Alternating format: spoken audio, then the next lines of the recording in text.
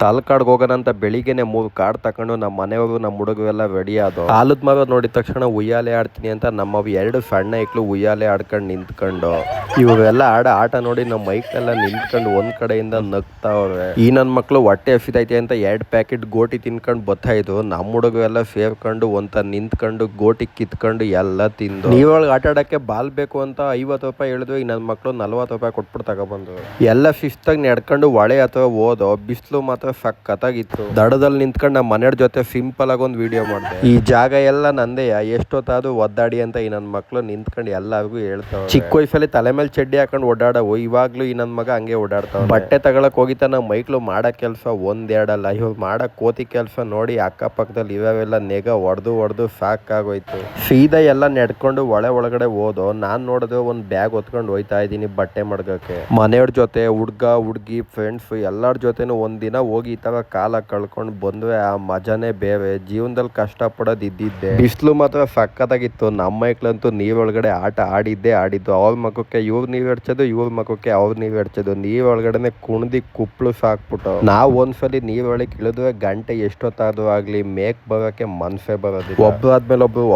ಒಬ್ರು ಎಲ್ಲರೂ ತೆಗ್ದು ನೀರೊಳಗೆ ಎಫ್ತಿದ್ದು. ಟೈಮ್ ಆಗ್ಲೇ 4:15 ಆಗಿತ್ತು. ಎದ್ದು ಇನ್ನೊಂದ್ ಜಾಗಕ್ಕೆ ಹೋಗೋದ ಅಂತ ದಡಕ್ ಹೋದ. ಕಾರ್ ಮೇಲೆ ನಮ್ ಚಡ್ಡಿ ಎಲ್ಲಾನು ಒಣಾಕ್ಬಿಟ್ಟು ಸೈಡ್ಗೆ ಹೋಗಿ ಬಟ್ಟೆ ಚೇಂಜ್ ಮಾಡ್ಕೊ ಬಂದು ಎಲ್ಲಾರು ಒಂದೊಂದ್ ಲೋಟ ತಂಪಾಗ್ಲಿ ಅಂತ ಜ್ಯೂಸ್ ಕುಡ್ದು. ಲೀಟರ್ ಗಂಟನೆ ಕುಡಿಯೋ ನನ್ನ ಮಕ್ಳು ನಾವು ನಮ್ಗೆಲ್ಲ ಲೋಟ ಸಾಲದಿಲ್ಲ ಅಂದ್ಬಿಟ್ಟು ಬಾಟ್ಲುನೇ ಎತ್ಬಿಟ್ಟು ಅಲ್ಲಿಂದ ಗಾಡಿ ತಗೊಂಡು ಸೀದಾ ಊಟ ಮಾಡದ ಅಂತ ಹೋದೋ. ಎಲ್ಲ ಸೇರಿ ಭರ್ಜರಿಯಾಗಿ ಬ್ಯಾಟಿಂಗ್ ಮಾಡ್ದು. ಹೊಟ್ಟೆ ಬೇರೆ ಹಸಿತಾಯ್ತು. ಅಲ್ಲಿಂದ ಮೀನ್ ತಿನ್ಬೇಕು ಅಂತಾನೆ ಡೈರೆಕ್ಟ್ ಆಗಿ KRS ಬಂದು ನಮ್ಮ ಹುಡ್ಗಿ ಜೊತೆ ಕೂತ್ಕೊಂಡು ಮೀನ್ ತಿಂದೆ. ಮನೆಗೆ ಹೋಗ್ಬೇಕಾದ್ರೆ ಗಾಡಿಯ ಸೈಡ್ಗೆ ನಿಲ್ಲಿಸ್ಬಿಟ್ಟು ಡಿಕ್ಕಿ ಎತ್ಬಿಟ್ಟು ಹೆಡ್ಲೈಟ್ ಆನ್ ಮಾಡಿ ನಮ್ಮ ಮೈಕ್ಲೆಲ್ಲ ಕುಣ್ದಿದ್ದು.